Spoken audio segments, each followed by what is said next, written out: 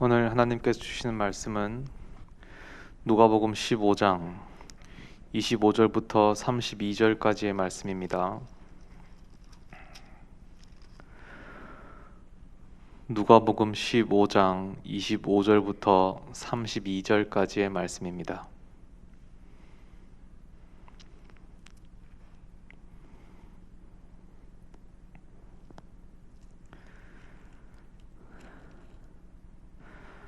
하나님의 말씀을 한 목소리로 봉독하시겠습니다.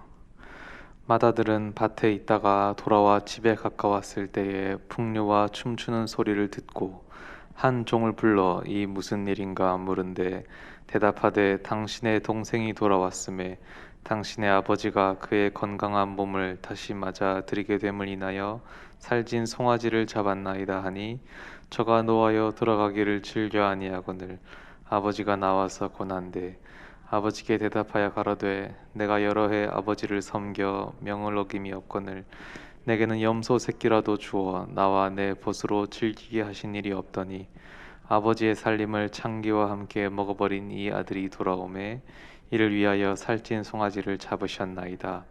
아버지가 이르되 예 너는 항상 나와 함께 있으니 내 것이 다 내 것이로되 이 내 동생은 죽었다가 살았으며 내가 잃었다가 얻었기로 우리가 즐거워하고 기뻐하는 것이 마땅하다 하니라. 아멘.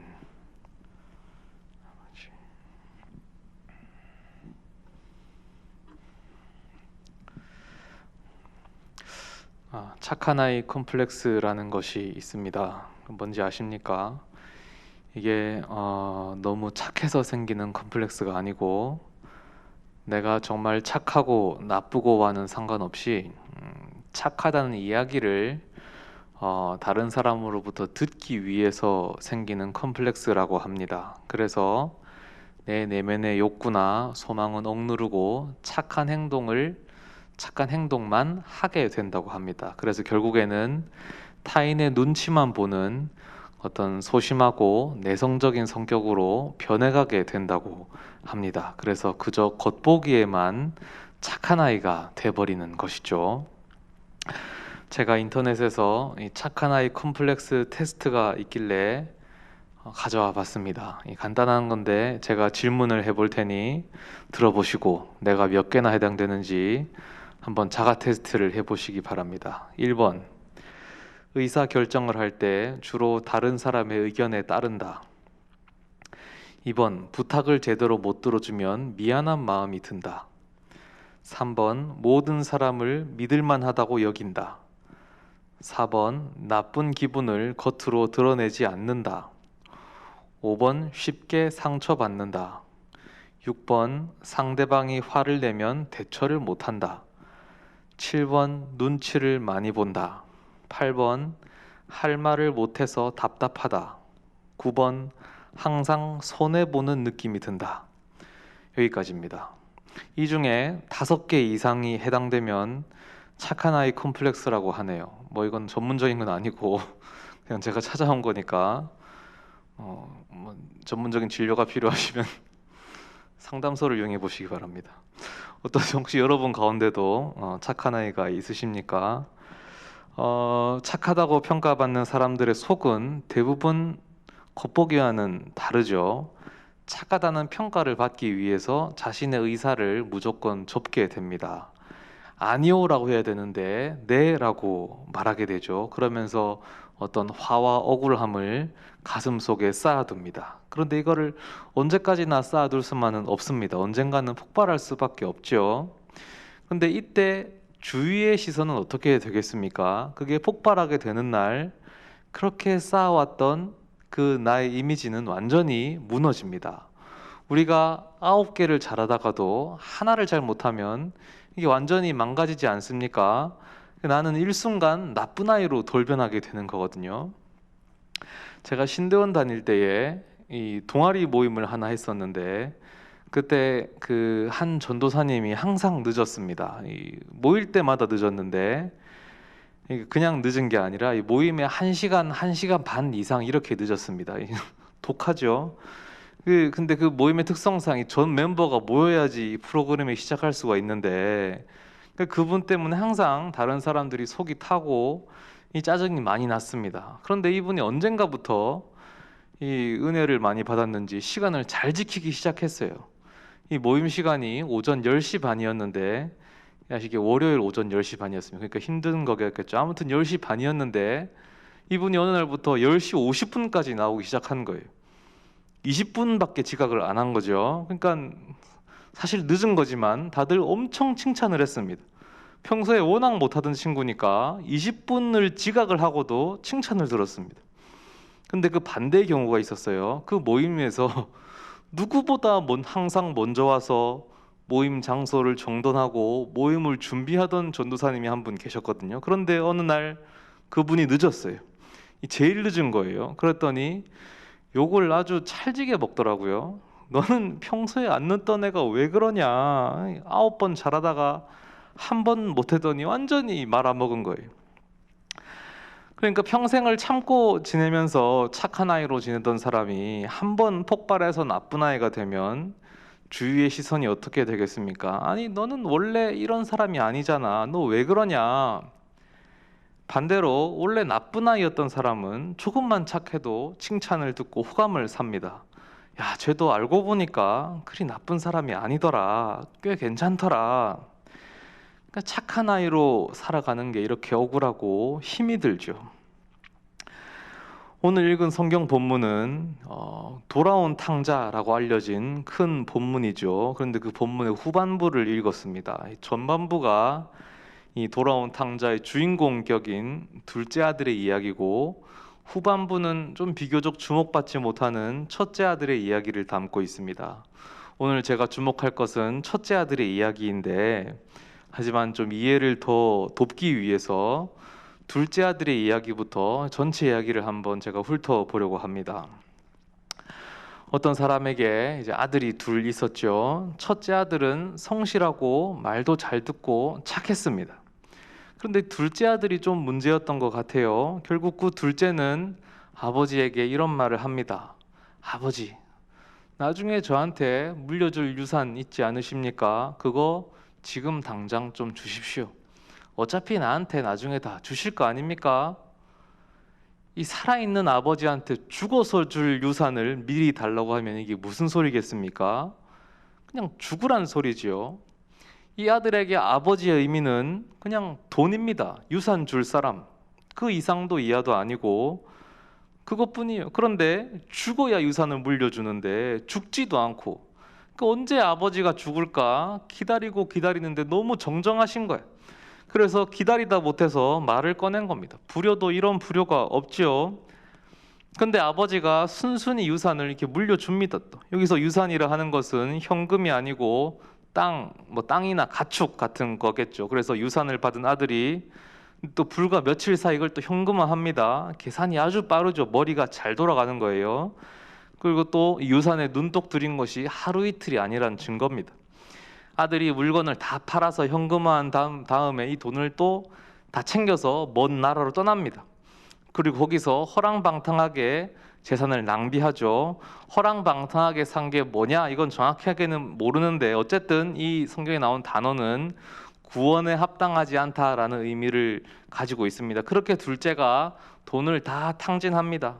그 돈을 다 탕진했을 때 때마침 그 나라에 흉년이 듭니다. 그러니까 이제 흉년이 들면 물가가 올라가죠. 엎친 데 덮친 격입니다. 이제 먹고 살기가 힘드니까 당장 지낼 것도 없고 그러니까 이제 같이 지낼 사람도 없는 겁니다. 그 와중에 겨우 한 사람 붙잡아서 그 사람의 집에 빌부터 삽니다. 그것도 눈치가 보이겠죠. 워낙 흉년이 심했기 때문일 겁니다. 아마 그 집주인이 이렇게 말했을 겁니다. 이 힘든 시기에 네가 이렇게 빌부터 사냐? 양심이 있으면 가서 돼지라도 쳐라. 그래서 들에 나가서 돼지를 치는데 이 배가 너무 고픈 거죠. 돼지가 먹는 쥐염 열매라도 좀 주워 먹고 싶은데 그마저도 주는 사람이 없습니다. 사람 밥은 고사하고 돼지 밥도 못 먹어서 굶는 지경. 돼지를 친다는 것은 유대인으로서 가장 비참한 상황에 처했다는 뜻입니다. 왜냐하면 돼지는 율법에 의하면 이제 부정한 동물이거든요. 그래서 유대인은 돼지 근처에도 가지 않습니다. 돼지는 개들이 이제 튀지 않아요. 그런데 지금은 돼지 밥도 못 얻어먹는 상황. 이보다 더 비참해질 수는 없는 거예요. 그제서야 비로소 둘째가 제정신이 들어요. 성경은 여기서 이 둘째 아들이 스스로 돌이켰다라고 묘사를 하거든요. 이 표현은 이제 제정신을 차렸다, 분별력을 찾았다, 상황 판단을 하게 됐다 이런 뜻입니다. 이제 둘째가 분별력을 찾고 상황 판단을 해본 결과 내가 살 길은 아버지께 돌아가는 길밖에 없구나라는 결론을 내린 거예요. 이게 엄밀히 말하면 회개랑은 조금 다른 겁니다. 그래서 이제 아버지께 반성하는 자세를 보여야겠다라는 전략을 세웁니다. 그래서 그가 세 문장으로 된 반성문을 작성하거든요. 그게 오늘 앞선 본문 18절과 19절에 나와 있습니다. 이게 세 문장, 첫 번째 문장은 아버지여 내가 하늘과 아버지께 죄를 얻었사오니, 두 번째 지금부터는 아버지의 아들이라 일컬음을 감당치 못하겠나이다, 세 번째 나를 품꾼의 하나로 보소서. 이 반성문을 이제 비장의 카드로 간직한 채 집으로 터덜터덜 돌아옵니다. 이제 이 둘째 아들과 아버지가 다시 만나게 되는데 이 장면을 자세히 살펴보면 아버지의 아들을 향한 사랑이 얼마나 거대한지 알게 돼요. 둘 중에 상대방을 먼저 발견한 것은 아버지였습니다. 아들이 아버지를 발견하기도 전에 아버지가 먼저 아들을 발견해요. 아들을 발견한 아버지가 이제 뛰어오죠. 그 말은 둘째 아들이 집을 떠난 뒤로 아버지가 언제나 아들을 기다리고 있었다는 듯이 살펴봤다는 거죠. 특히 아버지가 이제 종들과 함께 뛰어오거든요. 이거 이제 사람들이 잘 모르는데, 왜냐하면 만남의 순간에 종들에게 아버지가 지시를 내려요. 종들과 함께 뛰어왔다는 소리입니다. 그 말은 아버지가 아들을 기다릴 때 종들을 대동하고 기다리고 있었다는 이야기입니다. 즉 공식 일정으로서 기다렸다는 소리예요. 일하다가 잠깐씩 쉬면서 아들이 오나 안 오나 살핀 게 아니라 생계를 다 내팽개치고 아들 기다리는 데에만 몰두했다는 말입니다. 그러니까 아들을 발견했을 때 그 기다리던 종들과 함께 뛰어올 수 있었던 거지요. 그렇게 둘째 아들에게 뛰어온 아버지가 아들을 끌어안고 입을 맞춥니다. 이제 둘째가 그때 이제 비장의 카드를 꺼내 들지요. 반성문을 읊조립니다. 그런데 아버지는 그 아들의 반성문을 끝까지 듣지도 않습니다. 보십시오. 21절에 아들이 가로되 첫 번째 아버지여 내가 하늘과 아버지께 죄를 얻었사오니, 두 번째 지금부터는 아버지의 아들이라 일컬음을 감당치 못하겠나이다. 그리고 세 번째가 없습니다. 두 문장밖에 말을 하지 못해요. 세 번째 문장을 내뱉기도 전에 아버지는 아들의 말을 막습니다. 그리고 종들에게 소리쳐요. 22절, 그 다음 22절, 23절에 아버지는 종들에게 이르되 제일 좋은 옷을 내어다가 입히고 손에 가락지를 끼우고 발에 신을 신기라. 그리고 살찐 송아지를 끌어다가 잡으라. 우리가 먹고 즐기자. 이거 어떻게 생각하면 이해하기 쉽냐면, 지금 한강에서 사망한 대학생 사건 아시죠? 그 아들을 잃어버린 아버지의 이야기를 보면서 많은 이들이 함께 가슴 아파하고 있는데, 근데 만약에 우리의 바람이지만 그 아들이 살아있다고 생각해 보십시오. 살아서 돌아왔어. 돌아와서 아버지 품에 안겼다고 상상해 보세요. 만약 그랬다면 아버지가 얼마나 기쁘겠습니까? 아들이 돌아와서 아버지 품에 탁 안긴 다음에 뭐라고 막 말을 하는 거예요. 아버지 죄송합니다. 제가 뭐 연락을 못했어요. 핸드폰이 뭐 물에 빠졌어요. 막 뭐라고 말을 해요. 근데 그 말이 아버지 귀에 들어오겠어요? 말 안 듣겠죠. 그냥 바로 말 듣지 않고 바로 옷을 입히고 당장 차를 준비시키고 이렇게 할 거 아닙니까? 그럼 똑같은 거예요. 이 이야기 속 아들은 얄팍하게 계산을 한 겁니다. 어떻게 해야 내 죄가 용서받을까? 어떻게 해야 아버지가 날 받아주실까? 어떻게 회개하는 모습을 보일까? 나는 아들이 될 자격도 없겠지? 그래서 저런 반성문을 꾸며왔습니다. 그런데 아버지는 그런 이야기는 귀에 들리지가 않는 거예요. 이 회개가 진실인지 거짓인지 따져볼 필요도 없습니다. 그저 눈앞에 아들이 살아있다는 사실만으로 기쁨을 쫄 줄 몰라요. 그 기쁨 억제할 수가 없어요. 그러니까 아들이 반성문이 끝나기도 전에 그 말을 막아서요. 그리고 종들에게 외치는 겁니다. 어서 가서 좋은 옷을 입혀라. 손에 반지를 끼워라. 발에 신을 신겨라. 살찐 송아지를 잡아라. 우리가 먹고 즐기자. 그래서 사실 여기까지가 이 둘째 아들 이야기고, 제가 사실은 이게 2주 전에 주일 3부 예배 때 설교를 내용을 이 이야기로 했습니다. 저는 이제 이 설교를 하면서 이 비유가 굉장히 중요하다고 말씀드렸어요. 왜냐하면 이 비유에 나오는 아버지만큼 하나님이 어떤 분이신지 보여주는 인물이 없기 때문이에요. 왜냐하면 예수님께서는 하나님을 아버지라고 부르셨고요, 뿐만 아니라 우리들에게도 하나님을 아버지라고 부르도록 가르치셨습니다. 그런데 예수님의 수많은 비유에서 아버지는 오직 여기에만 등장합니다. 다른 데는 아버지가 안 나와요. 그래서 이 아버지야말로 하나님이 어떤 아버지인지 선명하게 보여주는 인물입니다. 이야기 속 아버지가 둘째 아들 탕자를 사랑하는 것처럼 그렇게 하나님은 우리를 사랑하십니다. 바보스러울 정도로 우리를 사랑하세요. 우리를 용서하시고 기뻐하십니다. 우리의 존재 자체로 기뻐 어쩔 줄 몰라 하시는 분이세요. 그런데 문제는 이 이야기가 여기서 끝나지 않는다는 점입니다. 그 뒷이야기가 남아있어요.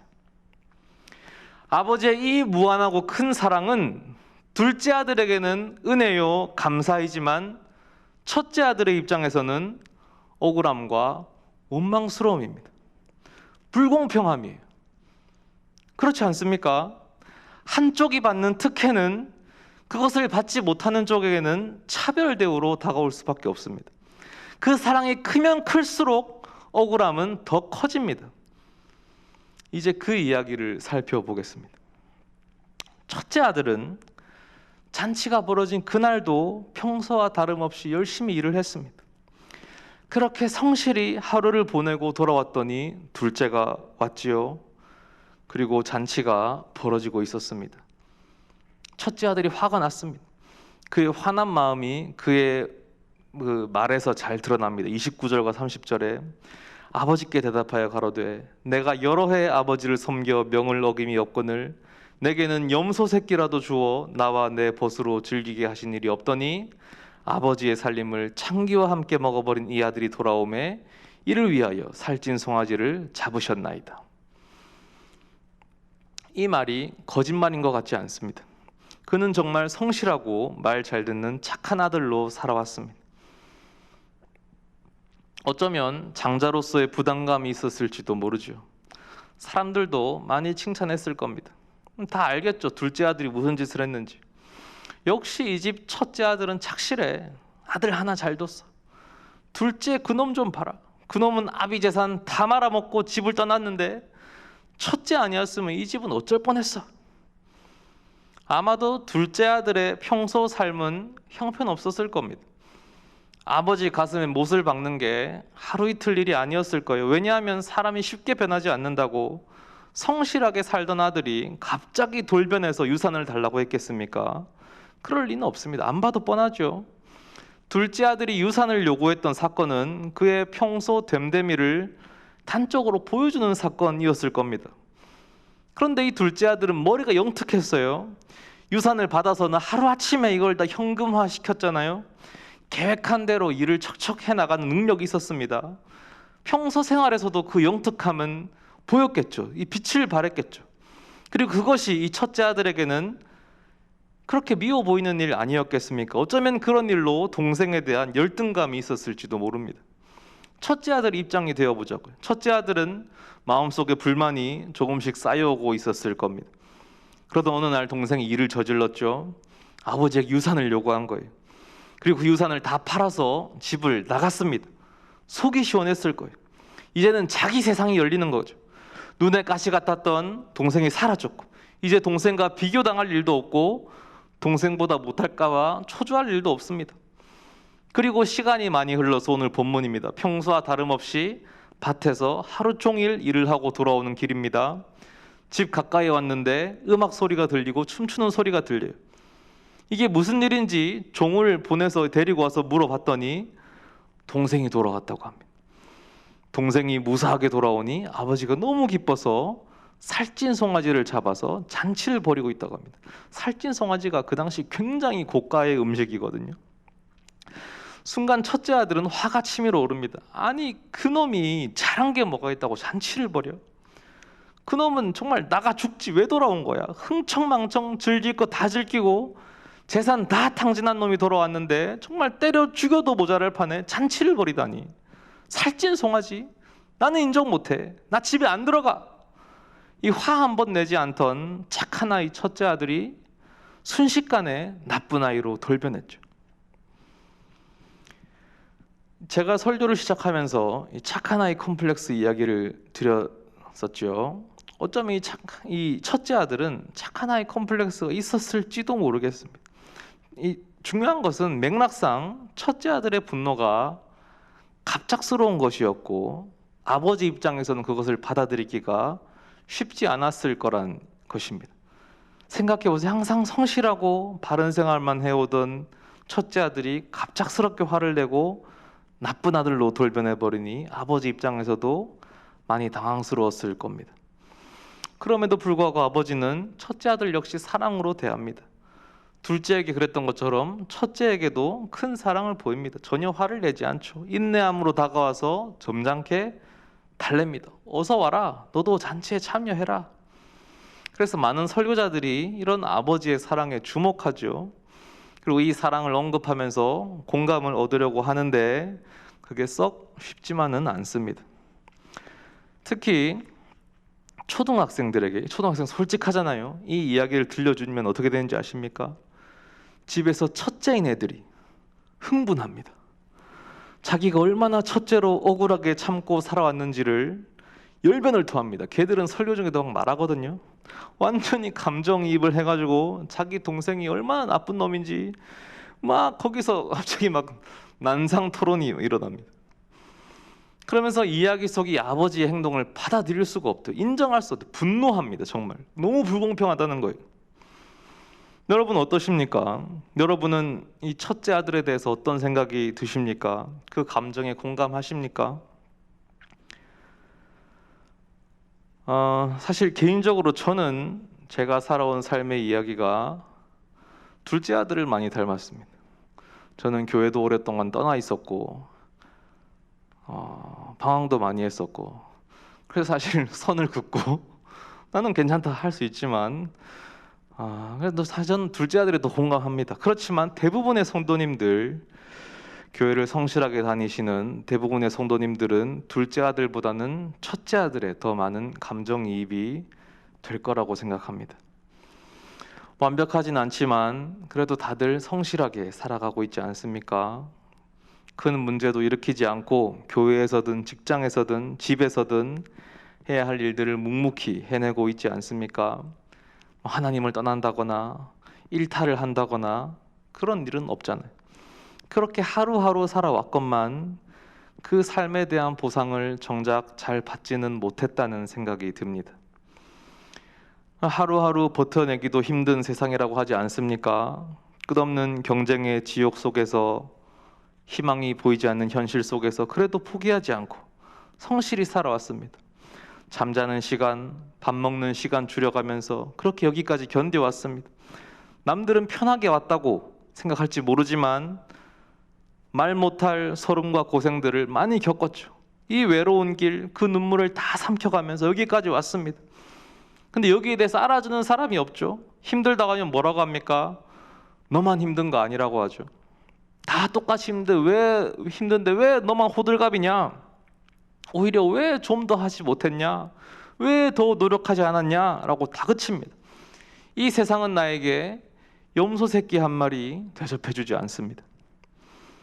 그런데 저 둘째는, 동생 놈은 아버지 재산을 다 탕진하고 돌아왔는데도 그냥 지가 하고 싶은 대로 하고 왔는데도 저놈이 돌아오니 잔치가 벌어졌어요. 첫째 아들의 화가 폭발할 만하죠. 충분히 이해가 됩니다. 이럴 줄 알았으면 나도 이렇게 안 살았죠. 예수님 말씀하시기를 우리 하나님이 바로 이런 아버지 같은 분이라고 하십니다. 둘째 아들을 위해서 살찐 송아지를 잡고 잔치를 벌이시는 아버지. 그렇다면 하나님은 성실히 살아온 나보다 저 죄인을 더 사랑하시는 분이십니까? 억울해서 이거 종교라도 한번 바꿔야 될 판입니다. 억울해서 일부러 일탈이라도 해야 될 판이죠. 그러면 또 그건 아니라고 말을 합니다. 그렇지 않다고는 해요. 그러면서 위로라고 하는 말은 기껏해야 뭐 아버지가 잔치 중에 뛰어나왔다, 얼마나 첫째를 사랑하는지 봐라. 근데 그게 납득이 잘 안 되죠. 첫째 아들은 받아 마땅한 대우를 받지 못했습니다. 그래서 억울해요. 잔치에 참여해라. 하지만 그런 잔치는 원하지 않죠. 그런데 이 이야기에는 사람들에게 알려지지 않은 중요한 반전이 하나 숨겨져 있습니다. 우리의 모든 판단을 뒤엎을 만한 반전입니다. 이야기를 거꾸로 돌려서 둘째 아들이 유산 상속을 받는 그때로 한번 돌아가 봅시다. 아버지가 어떻게 유산을 나눠줍니까? 본문 12절인데요. 12절을 보시면 이렇게 나와 있습니다. 그 둘째가 아비에게 말하되 아버지여 재산 중에서 내게 돌아올 분깃을 내게 주소서 하는지라. 아비가 그 살림을 각각 나눠 주었더니. 보십시오. 아버지는 유산을 각각 나눠 주었습니다. 즉 둘째 아들에게만 준 것이 아닙니다. 첫째 아들에게도 함께 나눠줬습니다. 그래서 각각입니다. 왜 첫째 아들도 함께 받았겠습니까? 둘째 아들이 살아있는 아버지를 죽은 사람 취급했었던 그때에 첫째 아들도 거기에 동의했었던 것입니다. 둘째 아들이 살아있는 아버지의 가슴에 대못을 박던 그때에 첫째 아들도 함께 대못을 박았던 것입니다. 첫째 아들도 공범입니다. 그도 유산을 함께 받았습니다. 둘째 아들이야 원래 그런 놈이니 그렇다고 칩시다. 그러나 아버지가 첫째 아들에게서 받은 배신감은 이루 말할 수 없이 컸을 것입니다. 첫째 아들은 정말 죄가 없습니까? 그의 말처럼 그는 깨끗합니까? 그의 말처럼 그는 여러 해 동안 아버지를 섬김에 부끄러움이 없었습니까? 오히려 둘째 아들은 솔직하기라도 했습니다. 그러나 첫째 아들은 위선적입니다. 깨끗한 척 했습니다. 자기는 안 그런 척 했죠. 누가 더 나쁜 놈입니까? 따져봅시다. 아버지가 유산을 물려준 이후로 이제 아버지의 재산은 없어요. 둘째 아들이 떠나고 남은 재산은 다 첫째 아들 겁니다. 물론 아직 아버지가 살아 계시니까 지금은 재산을 공동 관리하는 시기겠지만 사실 남은 재산은 다 첫째 아들 겁니다. 열심히 일해서 재산을 불리면 불리는 족족 다 첫째 아들 것이 됩니다. 내가 여러 해 아버지를 섬겨 명을 어김이 없거늘, 이 첫째 아들의 고백이었습니다. 하지만 이 고백은 사실이 아닙니다. 아버지를 섬긴 것 같지만 사실은 자기 자신을 위해 일했을 뿐입니다. 재산이 늘어나는 족족 자기 재산이 되니 순전히 자기 자신을 위한 시간이었을 뿐입니다. 아버지가 첫째 아들에게 뭐라고 했습니까? 내 것이 다 내 것이로 돼. 근데 그 말은 문자 그대로 진실이었습니다. 그리고 정말 중요한 것이 있는데 본문을 잘 보면 첫째 아들이 진짜 화가 난 지점이 있거든요. 살찐 송아지, 이 살찐 송아지에서 화가 났어요. 나한테는 염소 새끼 한 마리 준 적 없으면서 왜 동생에게는 살찐 송아지를 주느냐 이겁니다. 살찐 송아지가 강조되고 있거든요. 왜 강조되겠어요? 아까운 겁니다. 살찐 송아지가 누구 건데요? 자기 거거든요. 재산의 실질적 소유자가 자기니까요. 내 송아지를 왜 저 동생놈한테 줘야 되느냐는 거예요. 동생한테 화가 터지려고 하죠. 첫째 아들이 동생을 언급할 때 보면 동생이라고도 안 합니다. 그냥 이 아들입니다. 당신의 아들이 창기들이랑 함께 살림을 다 먹어버렸다고 합니다. 근데 신기하죠. 동생이 그 돈으로 창기들하고 놀아났는지를 어떻게 압니까? 누구한테 들은 말이에요? 근거가 없습니다. 사실은 자기가 그러고 싶었던 거 아닙니까? 자기의 욕망이 입 밖으로 튀어나온 말은 아닙니까? 살찐 송아지를 잡은 그 잔치에는 누가 참여하고 있었습니까? 온 집안 사람들이 다 참여하고 있습니다. 첫째 아들은 초대장이 없습니까? 참여할 자격이 안 됩니까? 당연히 참여할 수 있습니다. 그도 기쁘고 즐거울 수 있습니다. 왜요? 아들이기 때문입니다. 그런데 첫째 아들은 참여하지 못합니다. 기쁨과 즐거움을 함께 누리지 못해요. 이유가 무엇입니까? 왜 우리는 평생을 성실하게 교회 생활도 열심히 하고 하나님께 예배드리고 기도하고 헌금하고 할 거다 하면서도 왜 천국 잔치, 그 기쁨의 잔치를 만끽하지 못하는 걸까요? 왜 나는 하나님의 그 큰 은혜를 누리지 못합니까? 살찐 송아지가 아깝기 때문은 아닐까요? 하나님보다도 살찐 송아지를 더 사랑하기 때문은 아닐까요? 내가 열심히 아버지를 섬겨온 것 같지만 사실은 살찐 송아지를 위해서 일해온 것이기 때문은 아닐까요? 살찐 송아지가 무엇입니까? 우리가 애타게 기도하고 있는 기도 제목들, 그 기도 제목들 한번 떠올려 봅시다. 성공, 돈, 인맥, 자녀, 진로, 미래, 전부 하나님한테서 떨어질 콩고물에만 관심이 있는 것 아닙니까? 하나님이 나한테 주실 것에 대해서만 관심이 있습니다. 하나님이 주실 유산에만 관심이 있습니다. 정작 하나님에 대해서는 관심이 없습니다. 하나님이 뭘 좋아하시는지, 뭘 기뻐하시는지 하나님과 깊은 관계로 들어가는 데에는 관심이 없습니다. 세상 것을 찾아 하나님을 떠난 사람들을 비난할 수 있죠. 우린 그들과 다르다고 자부할 수 있죠. 그러나 정작 우리가 하나님께 붙어서 바라고 있는 것은 무엇입니까? 세상 것 아닙니까?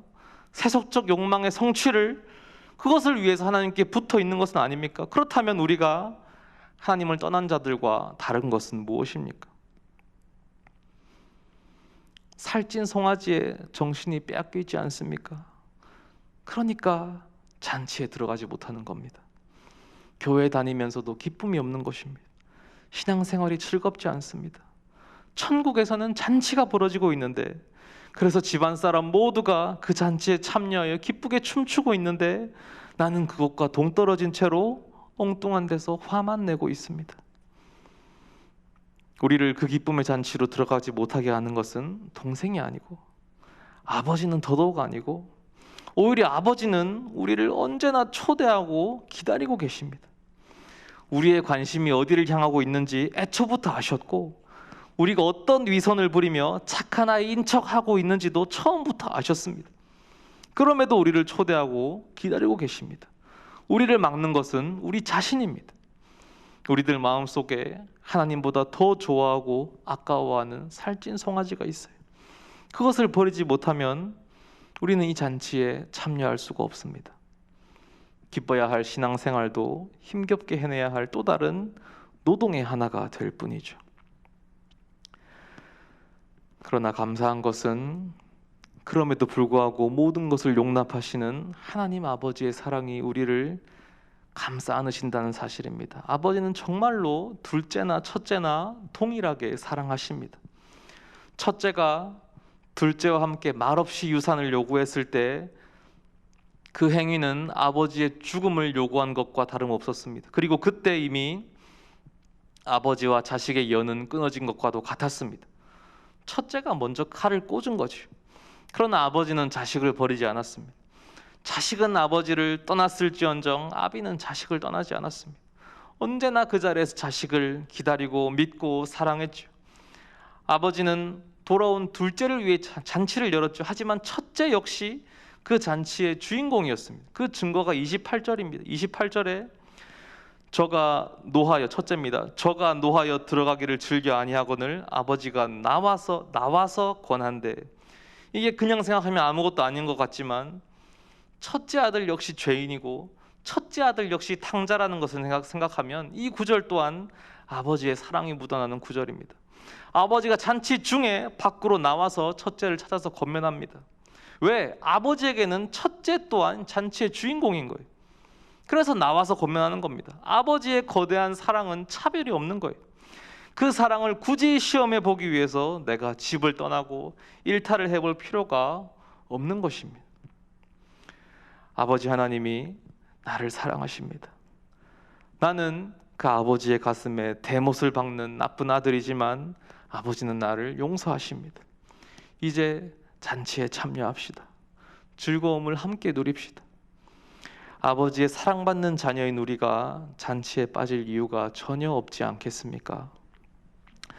기도하시겠습니다.